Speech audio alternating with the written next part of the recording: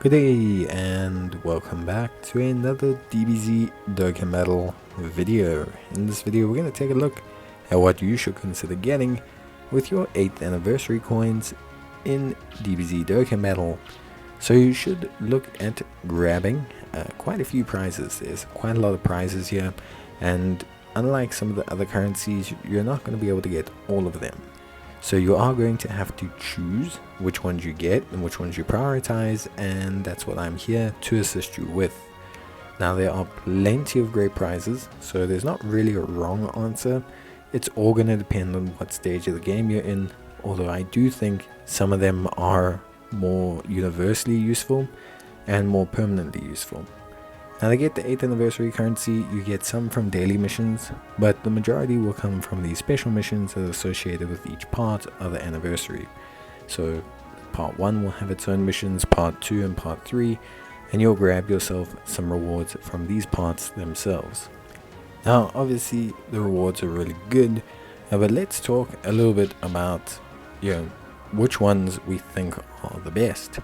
So Grand Elder Kais I think are super useful in all situations. So we'll start with those ones. Just a heads up that especially as new players, it's important to maybe understand some of the game's mechanics before you look at which items to get, just to make sure that you're using them properly. But there are plenty of great rewards to get and utilize during the course of this campaign. So you will get more currency later on. Don't worry if you run out right now, but just pick up what you need currently at the time. Like I said, the Grand Elder Kais or the Grand Kais are great. They're essentially super attack levels for any character of that associated type. So pick them up basically as you use them. If you have a int unit, for example, that needs SA, pick up the int Kais, but try and pick up all of them because you're probably going to need all of them. The units themselves are really cool, but they never Dokkan Awaken, and they are more collector's items than anything. You can maybe pick up a copy if you want to have one of every unit in the game, but honestly speaking, beyond collection, there's no real issue or reason to pick them up. If you're talking Supreme Kai medals, I think these are pretty useful, especially for new players, so there's no real crime in picking them up, especially if you're brand new. But more veteran or experienced players won't need these so much.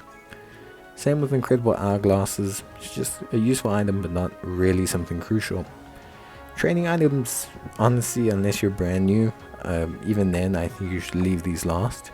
And it's the same with training locations. I just think all of these items you can get from just farming other stages or doing other content pretty easily, and they're also given away quite easily. So getting them is not necessary unless you're absolutely desperate.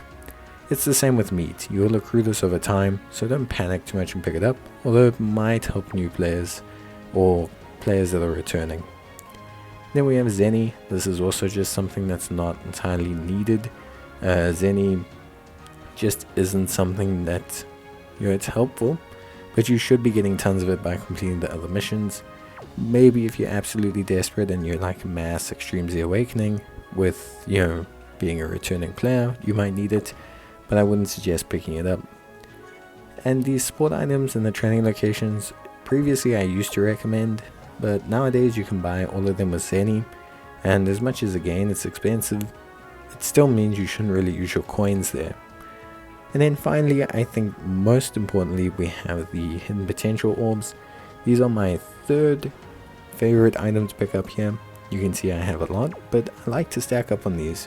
But especially if you're a new player, these are going to be super important.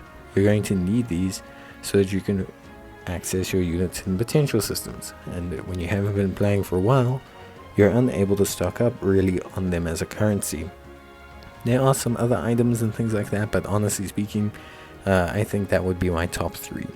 I would say start with Grand Kais, move into picking up the Hidden Potential Orbs, and then maybe Supreme Kai and Elder Kai medals if you need, if you're absolutely desperate. I think beyond that there's not really anything you absolutely need to get, so I think that's kind of the hierarchy in terms of items, at least from my opinion, and this is universal. It's something I think applies to most players. However, of course, each situation is different. So if you have different requirements, don't be ashamed to pick those up instead. That's it from me. Bye.